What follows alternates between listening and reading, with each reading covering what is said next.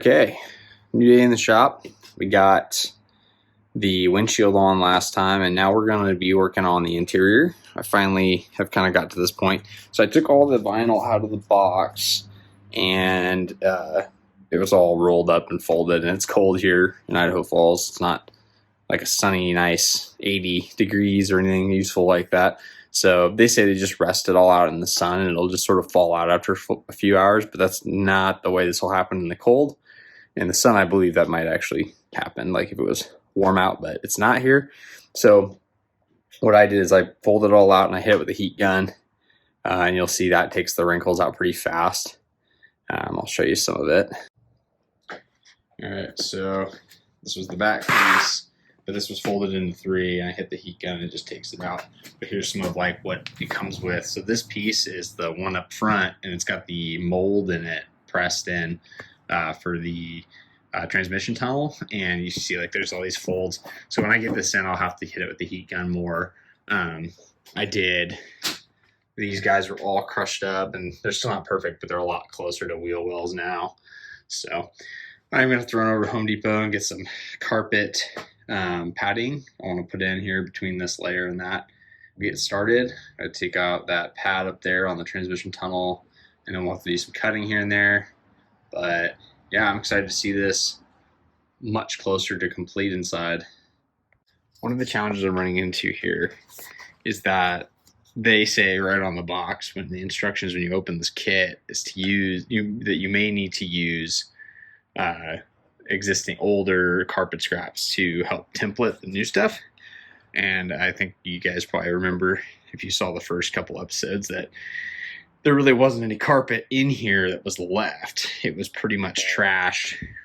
Just little pieces and bits were left, but most of it was ripped out. So I don't have a template carpet to work with.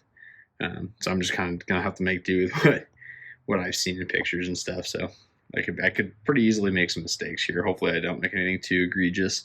Right now I'm going to get this section here cut out.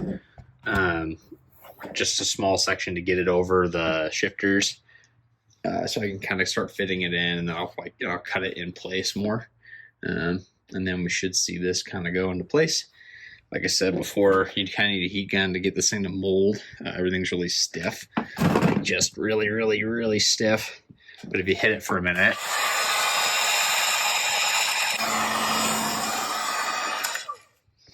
and then you'll see this now is malleable. I can move it. So I got to get it all hot in here and then start getting it into place. I'm also probably not going to even try to cut it without it being soft. So it's going to be some work.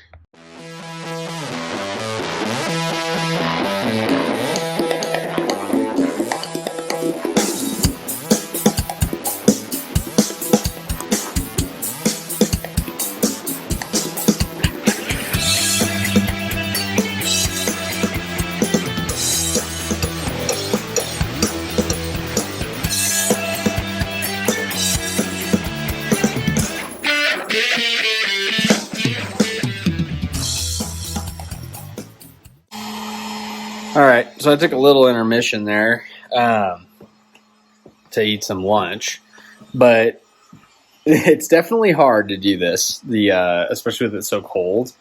I'm struggling a lot with getting one section soft enough to move it and then having it harden up on me immediately after on the other side.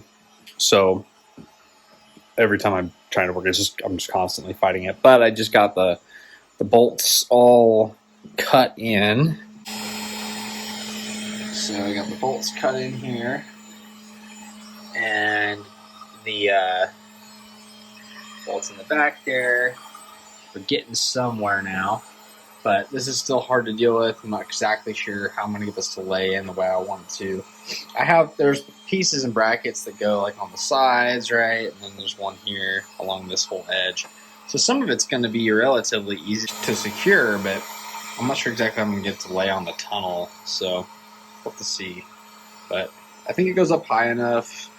It's not hugging the edges quite as tight as I'd like, but I do have more pieces that come out around the side, so I'm hoping that helps cover that up. This does fold down pretty nicely So I think it's going to look pretty damn good. I'm pretty happy with most of this, but we're just going to keep plugging away at it and see if we make any progress that means anything useful. Subwoofer's going to go in a second, and yeah. Okay, got the subwoofer mounted here. I made a mistake, unfortunately. I was trying to come on this side and realized that this was too wide to go this way, so I had to rotate it and move the wires over.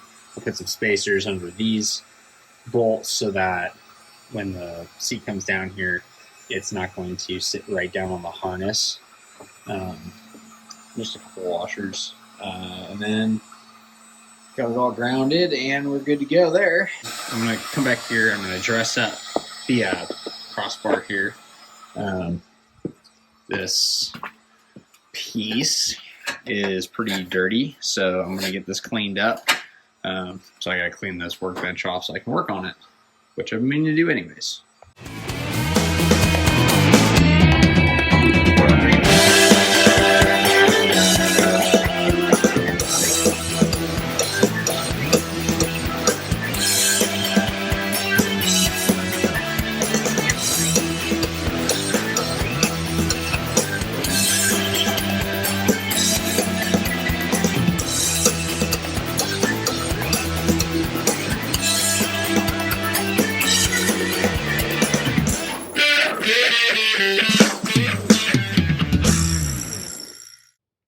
New fun challenge.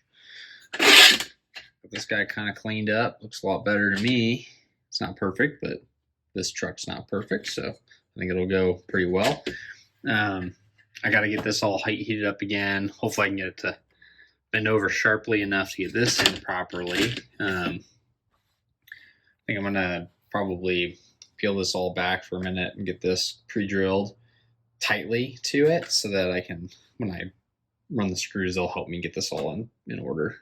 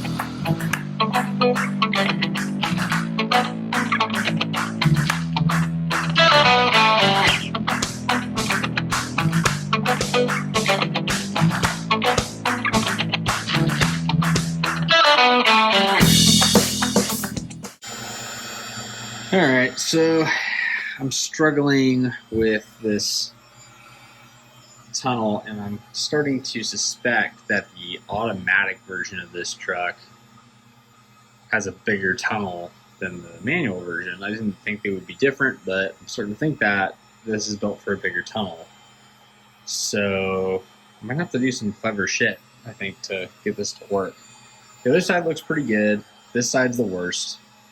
There's lots of wrinkles and weird creases, and it's just like this whole thing wants some support to pull out.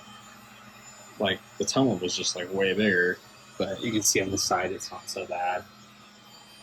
It's getting pretty good there, so I'm hoping maybe I can bring in some of the extra material into the center area because I can hide that. So maybe I can do some splice, like wedge cuts, and like fold it together. Something. I'm not exactly sure how I'm gonna do it yet.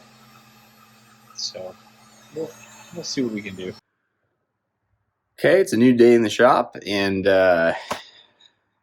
as always, it's going to begin with some cleanup. I ran to Home Depot this morning and picked up some boards and things to do some of the side panels, and I got a shop heater because it's below freezing, and it has been, probably won't be above that again.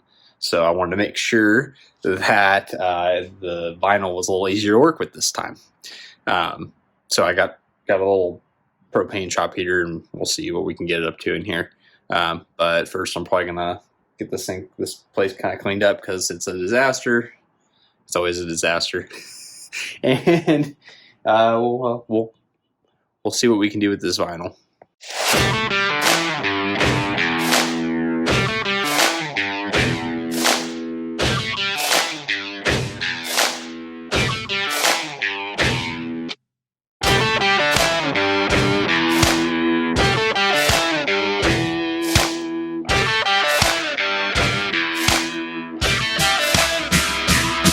Okay, so I laid the vinyl out and traced it. And now I'm just going to take my jigsaw and cut out these boards. And then I'll backer the vinyl with the board. And that'll get it so it stays up straight.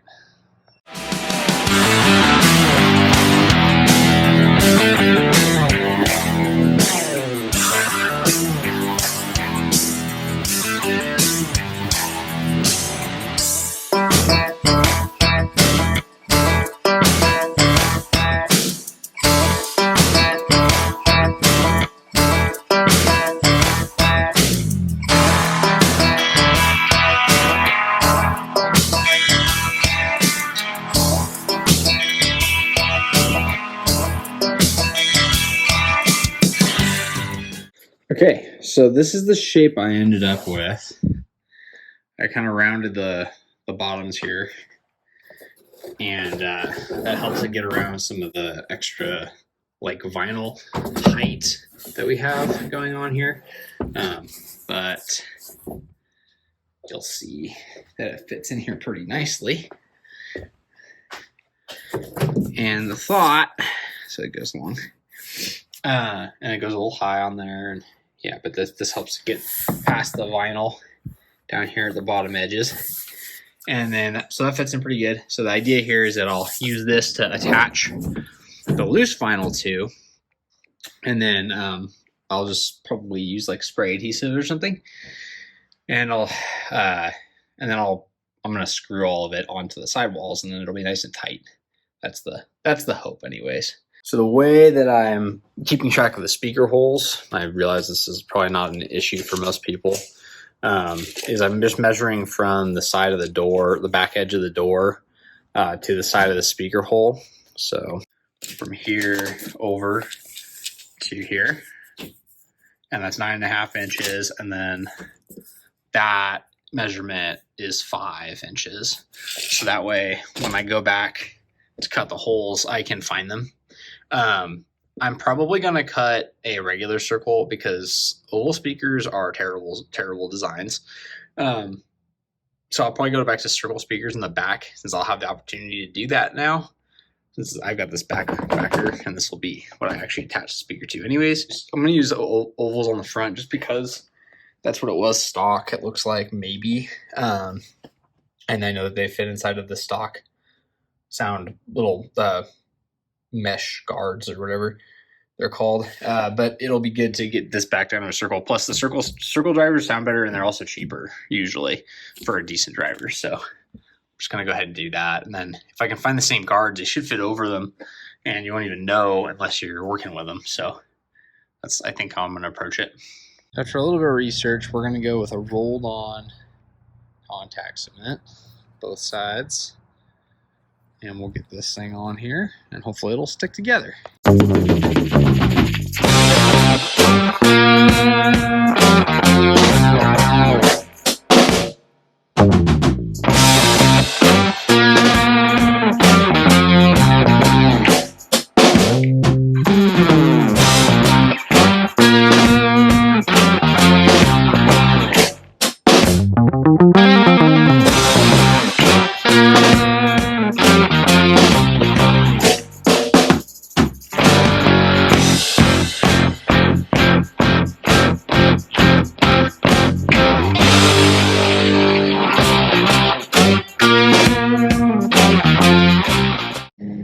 that was challenging.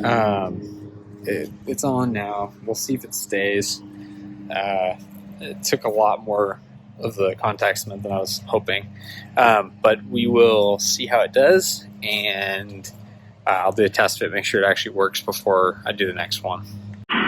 So I've sent off the Scout to get the clutch rebuilt and probably have the leakage changed out. I wanted to do that myself, but I'm not gonna have a good shop to work on a transmission or any of that type of work. It's just the roof in here is super low, so it's hard to jack up the truck very high. And then I also have like, I don't know, I'm gonna have like a 2-post lift in the new shop. I just didn't want to do the work, honestly. In the future, we may do some transmission stuff, but it'll probably be later after this is all working and running. So today, what I'm gonna be doing is working on the dash plate. There's like this metal plate that has like this old kind of cheesy looking wood veneer on it, and I want to do something a little different. I want to paint it like the kind of underlaying brown it was without the veneer colors, striping and things. And I want to actually put some actual maple on it. It's a lighter wood color. I think I've talked about this in the past a little bit, but we're going to get it done before the Scout comes back. So what I've done is I bought a Harbor Freight Sandblaster. We'll see how this does, because I don't have a lot of good track record with Harbor Freight. Most of my stuff I've had worked for about a year and then failed on me, like jacks and things. Pretty much any automotive thing I've ever bought tool-wise, it just doesn't last that long. It fails at inopportune moments, so I tend to kind of gravitate towards better tools. But sandblasters are kind of hard to get a hold of anyways, and then, I'm going to use this thing like here and there, so we'll see. Hopefully it works. This is the kit I got. I got some 80 grit glass bead media, and hopefully this is aggressive enough. I want it to be pretty aggressive because the veneer on it's pretty ridiculous. I don't really mind if it creates a little bit of bumping on the sheet metal. I don't mind going back and grinding that down. But 80 grit's not that insane anyways. So we'll see.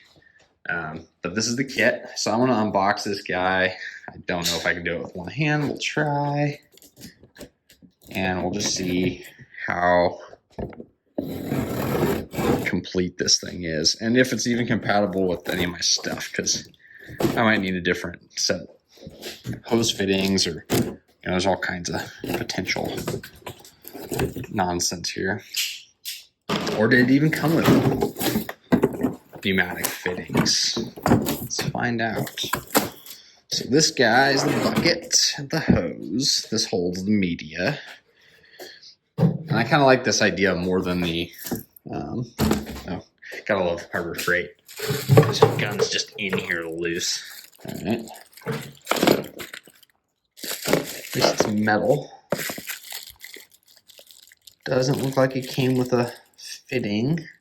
Did come with a tip, but just one. I feel like I've seen these advertised with multiples, but let's see if you have anything else in here. Other instructions? Guessing not. Alright, so it looks like we gotta go to Home Depot to finish it out. Classic. Actually, a lot of pneumatic tools don't come with the quick connections, so it's not really super crazy rare.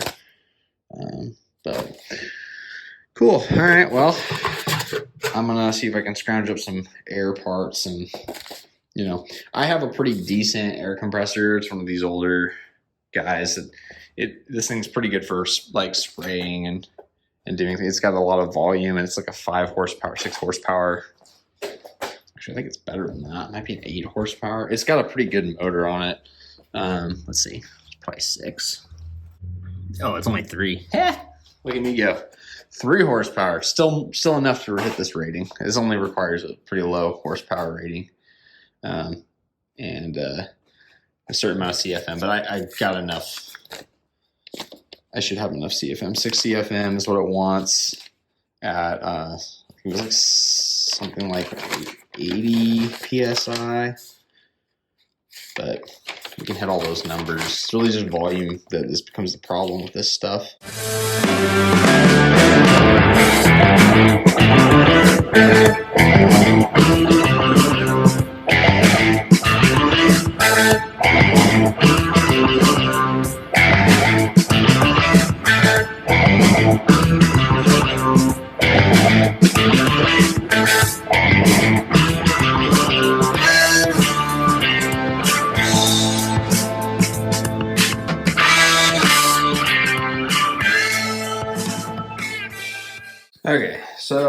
got my tent up here. This is going to be messy.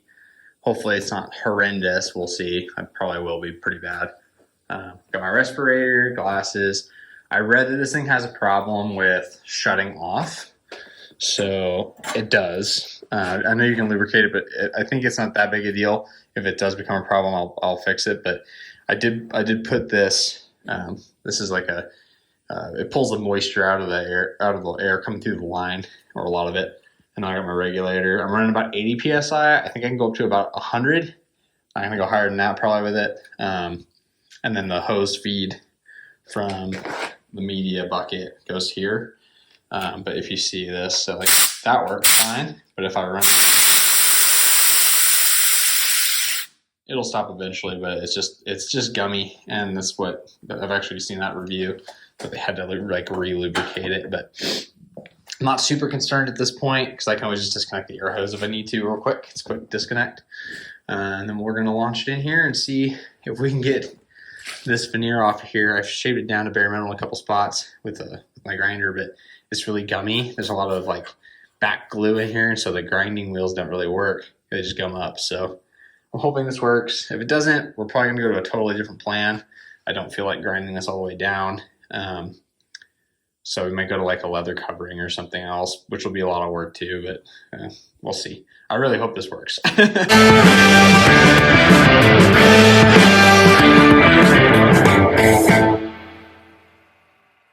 All right.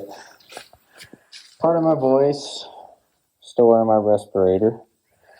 So this is what I wanted, but this is what I'm gonna get. It's roughed up. It's got a nice even roughness to it, or relatively even roughness to it. I think I can paint it this way. I would say that this setup is pretty lame, honestly. Like it's super messy, right? Like fine silica. I did get some on here. It's not too bad. The spray booth did a great job catching the vast majority of it. The biggest problem I'm seeing here is really that my compressor doesn't have enough volume really to put out for this thing, even though it said it did.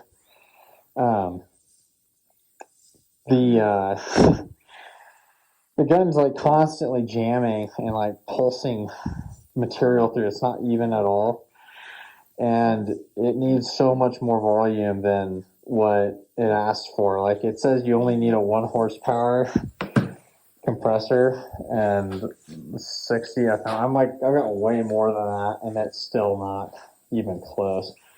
The compressor's running constantly, and it just keeps on gumming up. If I sat here all day, I could probably recollect some of this and keep going, and maybe I could get it down to bare metal, but I don't know. I'll try some rusted parts and see if it has any real use. Otherwise, I might just literally return it. It's like kind of not doing it for me.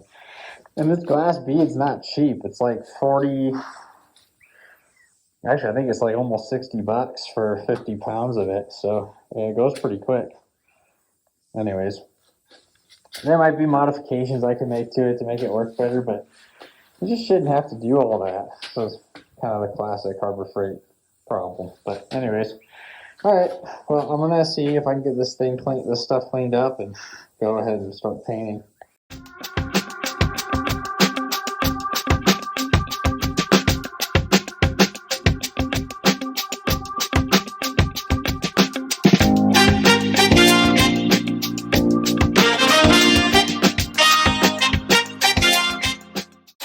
Okay, so I've got this guy primered and drying.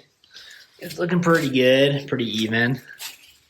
I'm not terribly upset with the way it's coming out. I'm gonna get some paint from Home Depot, and then we'll get this thing sprayed the right color, and I'll sand it down first and make sure everything's nice and flat. And then this is gonna get inlaid with some maple. That's the plan. Okay, so sorry about the lighting in here, but this came out okay. It needs to be more even, probably, but like there's some wrinkling there. Anywhere where like the bare metal was, there's a little bit of a ripple. So not perfect, but it is nice, and I think it'll work for now. I do plan to go back and really get this done right, but I want to do a mock-up and make sure I'm happy with the look before I go to all the effort of getting it perfect. And that's true for a lot of what I'm doing here, but I think it's coming out pretty good. This is like a workshop area I have in my rental house. That's sort of a disaster because it's also storage and my wife's workspace as well. So, but the next plan here is we're going to take this veneer and we're going to cut it out. I think it's going to look really good when it's all glazed and done up in like high gloss polyurethane. That's the hope inside the car. But the next step is going to be to trace this out. I got to wait for this to dry a little bit better. And then we'll get on that. Okay, well, we decided to cut the video there for now. We pick up on the second part, just getting long, and we didn't want to make it take a full hour and 40-minute video. So we went for the half hour. Yeah, we made really good progress in the last few months, and we're getting really close to driving this thing. Stay tuned for the next episode. Like and subscribe. Thanks for watching.